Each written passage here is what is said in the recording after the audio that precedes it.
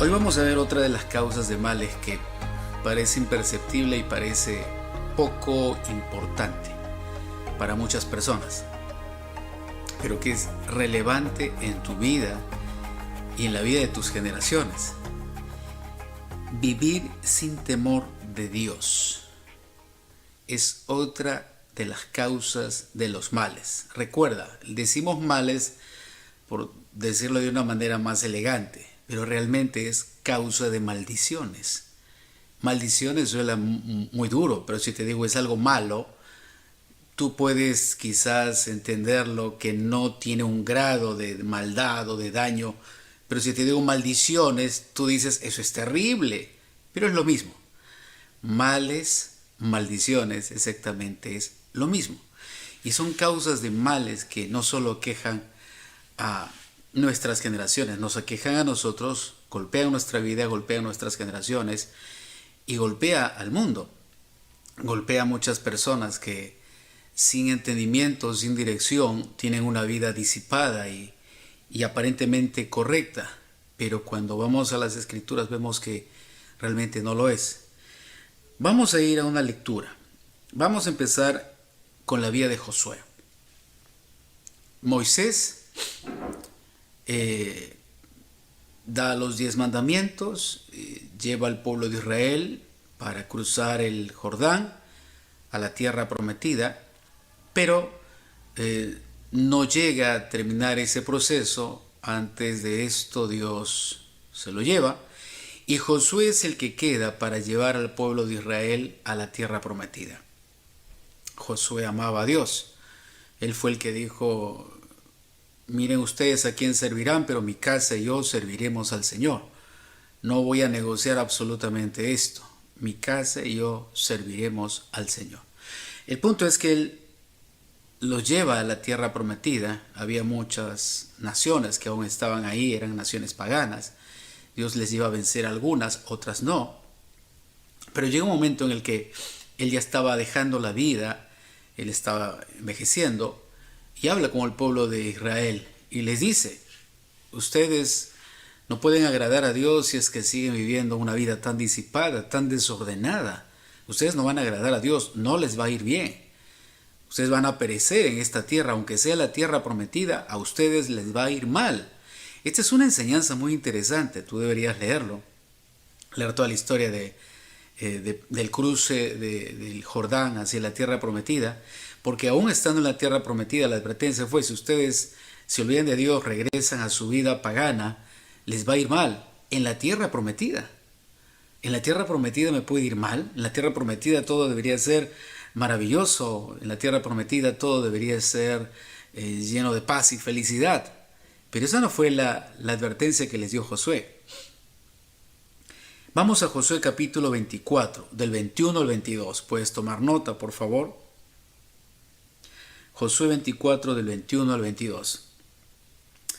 Respondió el pueblo a Josué: no, sino que serviremos al Señor. Cuando Josué les pregunta, justamente, la respuesta de ellos fue: no vamos a regresar a los Baales, no vamos a regresar a nuestra reina pagana, vamos a servir a Dios. Y el verso 22 dice: y Josué dijo al pueblo: vosotros sois testigos contra ustedes mismos de que han escogido al Señor para servirle. Ustedes mismos son testigos, uno del otro. Todos ustedes lo han declarado. Ellos dijeron: somos testigos. ¿Recuerdas? En la Biblia hay un principio elemental de los testigos. Todo consta en boca de 2 o de 3 testigos. Estamos hablando de cerca de 3 millones de israelitas, testigos uno del otro de su confesión. ¿Por qué tenía que haber testigos? ¿Por qué Dios estableció los testigos? Justamente para que no haya excusa de los acontecimientos o de lo que se desencadene por no haber cumplido ante esos testigos una palabra, una declaración, una confesión, una promesa.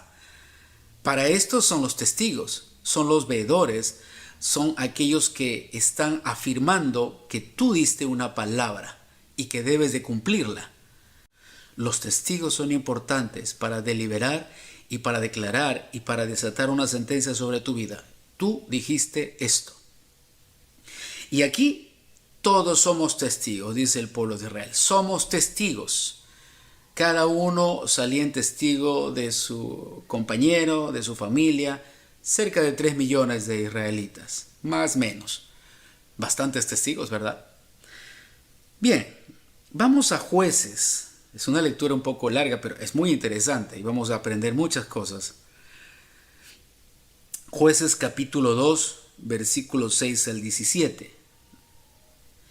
Josué despidió al pueblo de Israel y cada uno fue y tomó posesión de su heredad.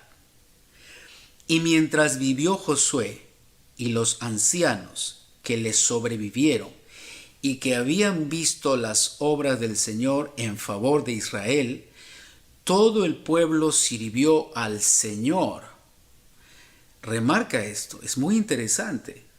Mientras Josué vivió y los ancianos que le sobrevivieron y que habían visto las obras del Señor en favor de Israel, todo el pueblo sirvió al Señor. Ellos eran el referente de la vida espiritual. Josué y los ancianos que habían visto las obras de Dios, el poder de Dios, eran los referentes de la vida espiritual, eran los referentes de la comunión con Dios, de los hechos que Dios había mostrado a todo el pueblo de Israel. Eran los referentes. Era el liderazgo espiritual que establecía el orden en la comunión con Dios. Esto es importante entender.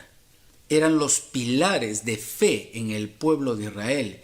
Eran los pilares de la voz de Dios, de la enseñanza de Dios. Eran los que declaraban los hechos de Dios, no las ideas, los hechos. ¿Por qué eran tan importantes estas personas? No eran los que habían escuchado algo, eran los que habían visto hechos.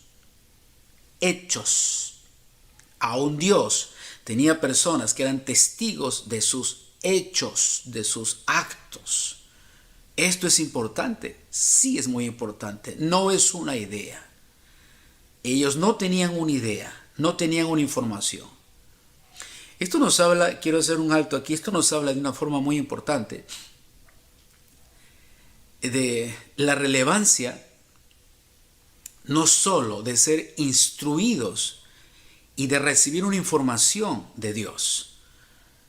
Puede ser relevante y lo es, pero la relevancia de convertirte en un pilar y de ser un referente en tu vida, en tu hogar, en tu familia, en tu universidad, en tu centro de estudios, en tu comunidad. El hecho de ser un referente no es que tengas una información o un conocimiento, sino es que existan hechos en tu vida.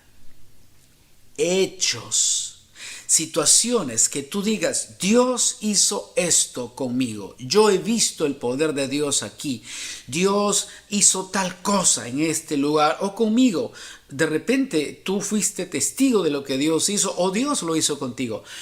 Pero la relevancia de estas personas no era la información ni el conocimiento, eran los hechos. La deliberación en nuestra sociedad el día de hoy es por pensamientos, por ideologías, por filosofías. Pero si tú tomas todo este grupo de personas, de ideologías, de pensamientos, filosofías, y buscas contrastarlo con los hechos, porque un hecho es una realidad, no es solamente una hipótesis o una teoría, es una realidad.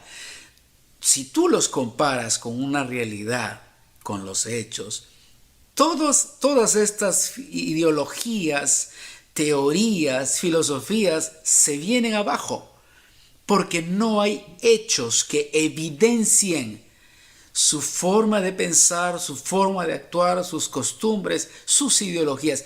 No existen. Este es el cristianismo tan tibio que vemos el día de hoy. Es solamente información transmitida de un lugar a otro. ¿Cuántos de nosotros hoy tomamos información no de fuentes reales y originales, sino de los dichos, de los dichos, de los dichos, de los dichos de que alguien le dijo a tal persona? Has diluido tanta la información que ahora ni sabes si es cierta o es falsa. Hoy tomamos información, gracias a la tecnología, de cualquier lugar del mundo. Tú no te tomas el trabajo de verificar si es un hecho real, o es una hipótesis, o es una teoría. Simplemente lo tomas, porque si está en un portal, tú asumes de que es una información veraz. Mientras vivió Josué y los ancianos que le sobrevivieron y que habían visto las obras del Señor en favor de Israel, todo el pueblo sirvió al Señor. El conflicto que hoy día tenemos en nuestros hogares o en el lugar donde nos encontremos de declarar que somos cristianos es que solo tienes una información, tienes un conocimiento, pero no hay hechos en tu vida. No existen hechos. Tus argumentos son tan débiles como los pensamientos y las ideas de otros. Entonces al final terminamos cruzando información, peleando por los pensamientos, mas no de los hechos. Los hechos corroboran tu conocimiento y tu revelación. Los hechos confirman tu fe. Así de importante son los hechos. Confirman tu fe. Son los garantes de lo que tú crees. Los hechos, las evidencias. Cuando tú lees la Biblia, encuentras un libro que se llama Hechos. Eran las evidencias y los argumentos reales que sostenían la iglesia de aquel entonces. Y los apóstoles habían visto mucho más, pero era la iglesia de aquel entonces. Los hechos, lo real, lo que vinculaba a su fe a un Dios poderoso. Hoy día solo tenemos pensamientos. Hoy día tú recibes pensamientos, negocias pensamientos y negocias ideas de que puede ser y no puede ser, pero no existen hechos. No hay hechos en tu vida. ¿Hace cuántos años no has visto el poder de Dios, la mano de Dios obrando en tu vida, en tu familia, en tus generaciones, en el lugar donde estás, o no has presenciado algo? Y no es solo que lo busques, es que sucede en ti. No puede ser que tengas una fe sin evidencia, sin una evidencia real de que tu fe es fe. Porque tu fe podría ser un simple pensamiento como cualquier otro. Entonces al final intercambian pensamientos, ideas y todos somos iguales. Servimos a un Dios real, un Dios real. Y la Biblia dice que Él es el mismo ayer, hoy y por los siglos. Entonces esos hechos deben de ocurrir en tu propia vida. Debe de ser real en ti, antes de que sea solo un pensamiento. Y la respuesta para esto la encuentras también en la Biblia. La Biblia dice que Dios ha preparado cosas maravillosas, cosas que ojo no vio ni oído oyó, para todos aquellos que le buscan. Si tú buscaras más de Dios, tuvieras una relación real con Él, tú serías testigo de primera fuente del poder de Dios, de la obra de Dios, de cuán real es Dios. Porque posiblemente ahora solo defiendes una idea, un pensamiento, porque no hay mayor hecho en tu vida, no hay más hechos en tu vida, no hay mayor argumento que la idea o la información que has recibido. Por eso es que Santiago dice, fe sin obras es muerta. La fe en sí misma ya está muerta si no hay hechos, no hay acciones, no hay una evidencia real de esa fe. Tiene que haber una evidencia real de esa fe. En la Biblia dice, ¿crees en Dios? También los demonios creen y tiemblan. Pero porque los demonios creen y tiemblan no quiere decir que hay hechos de la fe de ellos en Dios. Ellos solo saben, tienen el conocimiento, pero jamás tendrán los hechos, porque para que exista un hecho de la realidad de Dios, una acción, una evidencia, un argumento, necesitas una relación con Él. Necesitas una relación con Él. Y los demonios no tienen una relación con Dios, evidentemente, pero ellos sí saben. ¿Cuál sería la diferencia entre saber algo como ellos? Ninguna. Pero la diferencia sustancial siempre se encontrará en que no solo tú sabes, tú has participado del poder de Dios. Tú has visto una acción, tú has visto sus obras, tú has visto sus hechos en tu vida y posiblemente en la vida de otros también. Esto es relevante. Vamos a seguir leyendo Versículo 8. Y Josué, hijo de Nun, siervo del Señor, murió a la edad de 110 años. Para los que se están conectando, estamos en Jueces capítulo 2, versículo 6. Hacia adelante. Estamos en el verso 8. Y Josué, hijo de Nun, siervo del Señor, murió a la edad de 110 años. Lo sepultaron en Timnat Seraj, que era su heredad, en el monte de Efraín, al norte del monte de Gaz. Y murió también toda esa generación, y se reunió con sus antepasados. Después de ellos vino otra generación que no conocía al Señor, ni sabía lo que el Señor había hecho por Israel. Aquí tú ves muchos problemas. Ves una situación evidentemente que se desata. Hablas de una generación, hablas de una crianza, hablas de una crianza. Los hechos se impregnan en tu vida a través de una crianza. Las costumbres se impregnan en tu vida a través de prácticas.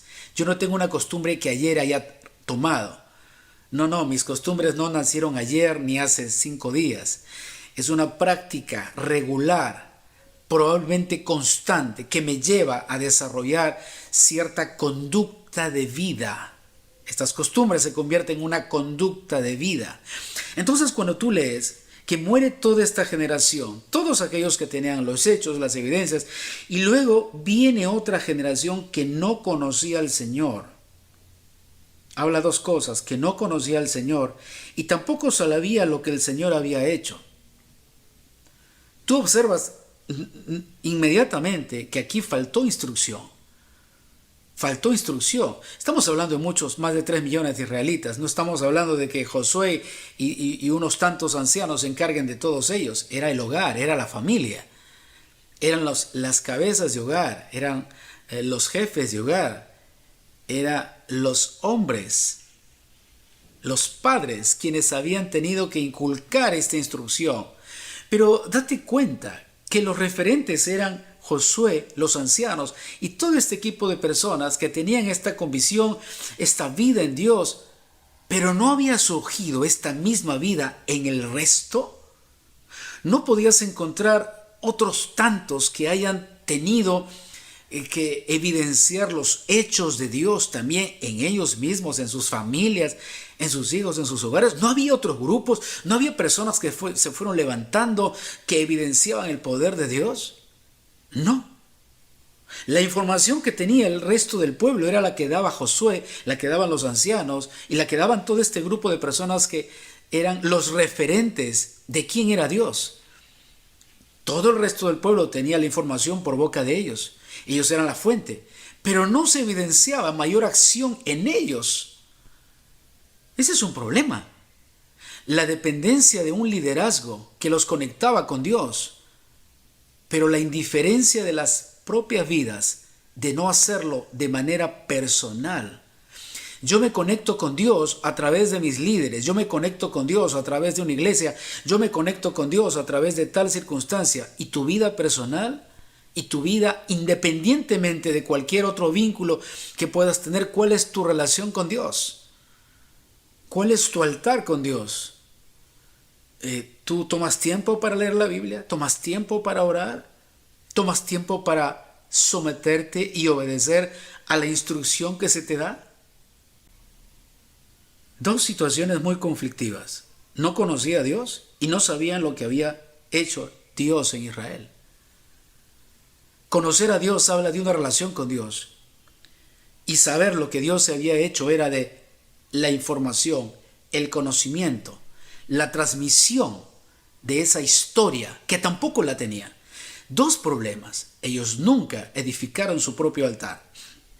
Esta generación nunca tuvo un deseo de buscar a Dios, porque el que busca a Dios se acerca a Dios. Tú no vas a decir: yo no busco a Dios porque no hay reuniones. Yo no busco a Dios porque el pastor no me llama a orar. Yo no busco a Dios porque nadie lee la Biblia conmigo. Es que no son conceptos reales, son justificación de una vida que no quieres tener. Es la justificación de la vida que no quieres tener. El hecho de vincularte con alguien para tener una vida espiritual y el hecho de no vincularte con alguien para no tenerla es una buena justificación de la vida que no quieres tener. Hay mil maneras de justificarte para no ser un creyente, una persona espiritual. Hay mil maneras de hacerlo. Y la primera de ellas es: nadie me dijo, nadie me invitó, nadie caminó conmigo, nadie me ayudó. Oh, tú puedes buscar a Dios y Dios se va a encontrar contigo en donde estés. Dios va a encontrarse contigo. La Biblia dice que Dios no echa fuera a los que le buscan. Él no rechaza a los que le buscan. Por esto algo que siempre enseñamos es: Dios no escucha al pecador, pero Dios escucha al pecador arrepentido. Porque hay comunión con el que se arrepiente, con el que busca de Dios. Mas no hay comunión con aquel que se mantiene inerte, orgulloso, soberbio de la vida, que cree haber logrado sin Dios. Dos situaciones conflictivas. Generación que no conocía al Señor, ni sabía lo que había hecho. Quiere decir que los padres, las familias, solo se vinculaban con Dios a través de sus líderes. Tomaron una costumbre, una mala costumbre. Podríamos juzgar tal vez a Moisés, a Josué, a los líderes, de no inculcarles y decirles: ustedes pueden buscar a Dios, ustedes pueden tener respeto a Dios, pueden amar a Dios de manera independiente en sus hogares, pero no. Ellos solamente hacían lo que el liderazgo les pedía hacer, pero no había un mayor razonamiento, no había un mayor crecimiento de ellos, porque no deseaban buscar individualmente a Dios. Y otro de los problemas fue que esta generación no conocía a Dios ni los hechos de Dios. Los únicos hechos que se conocían eran aquellos que salían como historia a través de la boca de Josué y de los ancianos. Eran los hechos. Tú querías escuchar lo que Dios había realizado, el mar, el poder de Dios, el maná en el desierto. Tenías que escuchar a Josué o a los ancianos, y los escuchabas y regresabas a tu casa. La única información era a través de ellos, pero en tu casa nunca se habló de Dios. En la casa de ellos, estos jefes de hogar, los padres, nunca hablaron de Dios, nunca le contaron a sus hijos quién era Dios. Ok, yo no puedo tener tal vez una experiencia con Dios, no tengo hechos de Dios, pero puedo contarles lo que Dios ha hecho, pero tampoco se los contaron. Yo imagino que Josué habría entregado su vida para poder darles instrucción, porque él amaba a Dios. Dicen que era siervo de Dios, y los ancianos también sabían quién era Dios. Ellos tenían temor de Dios. Vamos a estudiar eso posteriormente. Y asumían probablemente de que lo que yo te digo, las enseñanzas que te doy o los hechos de Dios van a inspirar tu vida, y tú vas a hacer algo diferente, tú vas a buscar de Dios. Esto va a ser una cadena, va a ser el poder que yo pongo en tu vida para que tú seas una fuente ahora de información, y no solamente el líder, sino ahora tú también te conviertas en otro líder que sea la fuente real de información por los hechos que Dios hizo en tu vida. Pero eso no sucedió aquí. Esta generación no conocía al Señor y no sabía lo que había hecho. Es decepcionante, ¿verdad? Y probablemente frustrante, y probablemente nos dé pena, probablemente nos dé tristeza. Quizás esto aplica en muchos hogares en donde los padres saben algo de Dios, no tienen hechos, pero saben algo de Dios, y el único vínculo que ellos tienen con Dios es lo que sucede en otro lugar, con otras personas, y esa es la información que tienen, pero ni siquiera se la dan a sus hijos, ni siquiera la establecen en el hogar como una costumbre. Simplemente fue una información, algo que escucharon, y eso fue todo. Probablemente esto refleja el día de hoy la vida de muchos hogares pseudo cristianos, cuya información solo está en los lugares donde van, cuya relación con Dios es solamente en los lugares en donde se encuentran, porque no existe en el hogar un conocimiento de Dios, y no existe en el hogar los hechos de Dios. No existe. Y aquí es donde tú ves que las generaciones se empiezan a levantar sin una relación con Dios, porque no hay vida espiritual, y sin saber qué es lo que hizo Dios, porque nunca les contaron los hechos de Dios. Aquí se aplica lo que dice en la Biblia: instruye al niño en su camino, y aun cuando sea viejo no se apartará de él. Las circunstancias que rodean en este momento a este mundo es por la falta de instrucción correcta en el hogar. Si no respetas a la autoridad es porque nunca respetaste en el hogar a tus padres. Es un principio elemental. Si no respetas a la autoridad es porque nunca respetaste a tus padres, porque ellos son tu primera autoridad cuando tú eres criado en un hogar. Y si jamás se te enseñó la obediencia, no se te enseñó el respeto, la educación, el honrar papá y mamá, será muy difícil que cuando crezcas lo hagas con cualquier otra autoridad. No lo harás, porque no se te inculcó esto. Y esta es la evidencia que nosotros vemos el día de hoy en nuestro mundo, en los diferentes estratos sociales. Y podríamos lamentarnos todo el día y toda la noche y toda la semana y todo el año, pero si tú tienes un hogar, tienes una familia, tienes la esperanza de hacer algo diferente, empieza por los tuyos. Empieza a darle las instrucciones correctas, empieza a darle los principios estables. No información como un pensamiento, hechos reales. Tus argumentos no pueden ser simplemente basados en un deseo. Los argumentos de nuestra vida tienen que estar basados en hechos reales. Sí, la fe tiene hechos, no es solo un supuesto o un pensamiento. La fe tiene hechos. Y vamos a seguir leyendo ya para ir terminando. El versículo 11. Los israelitas hicieron lo malo a los ojos del Señor y adoraron a los Baales.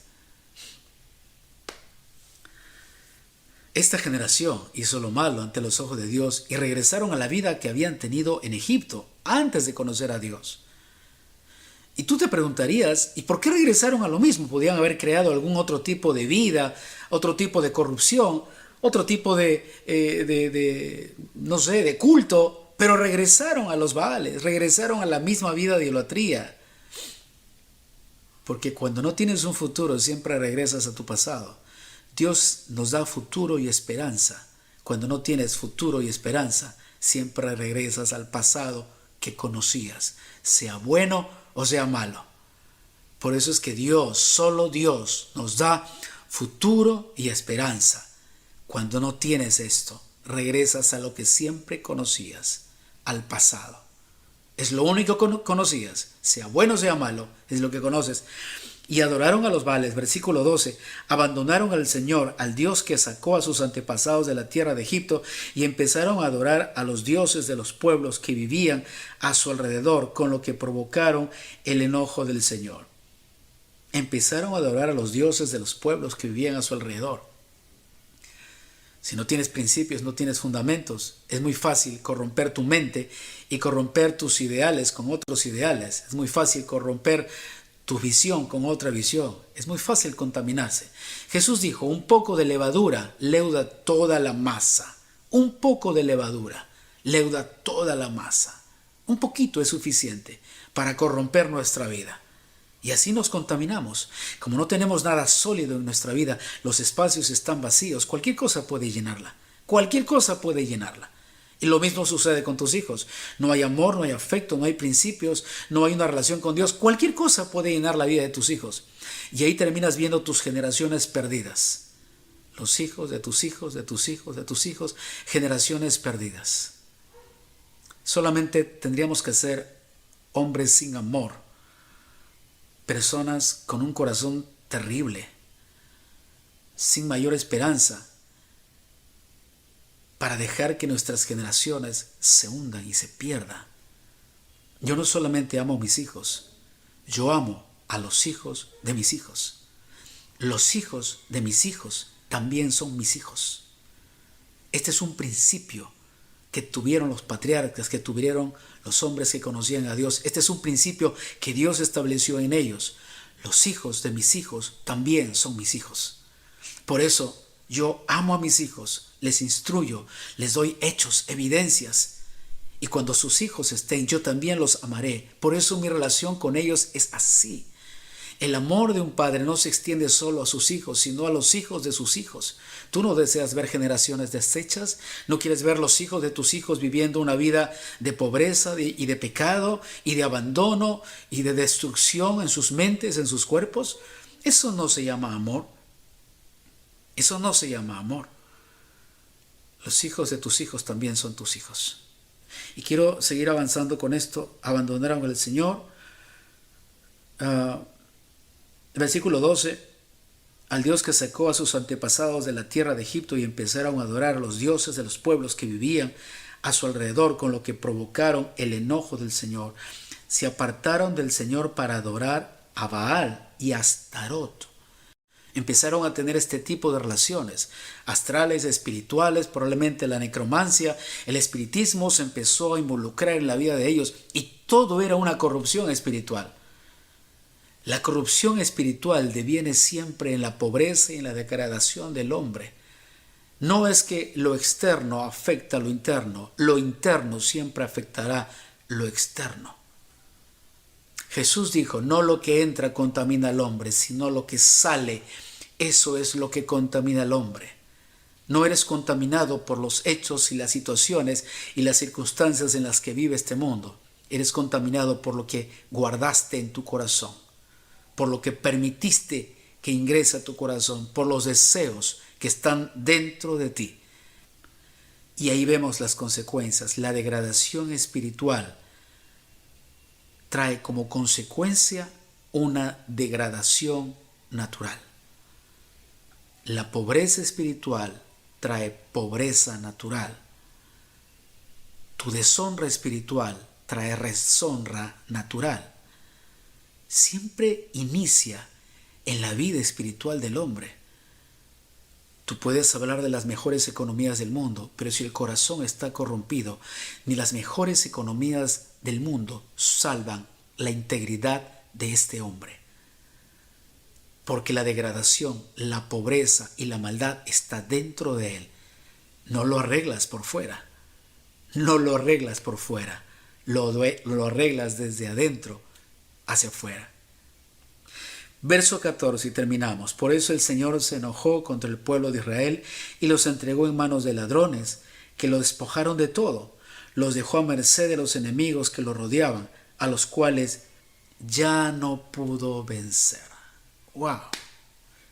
En la tierra prometida tuvieron enemigos a los cuales ya no pudieron vencer.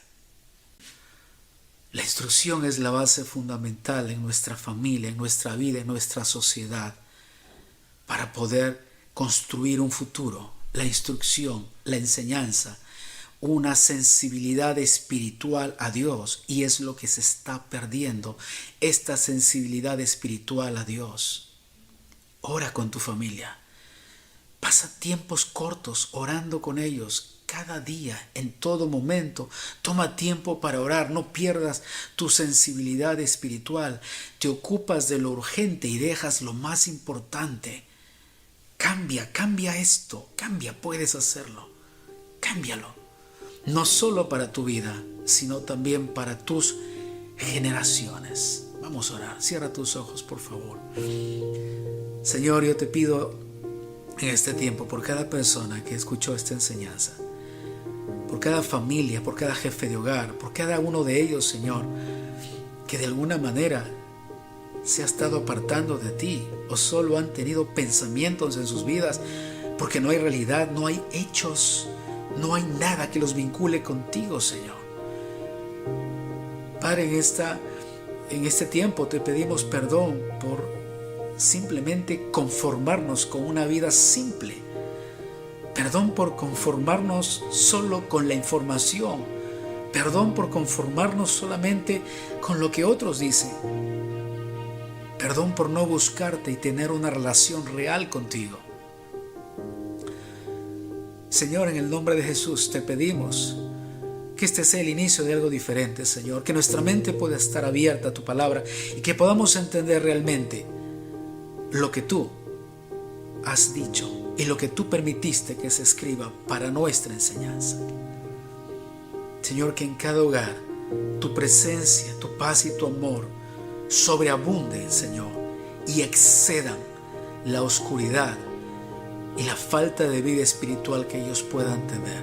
En este momento, en el nombre de Jesús, yo te pido, Señor, que tu presencia pueda sobreabundar y exceder en la vida de cada persona, de cada hogar, y que ellos tengan el deseo y la elección de buscarte solamente a ti. En el nombre de Jesús.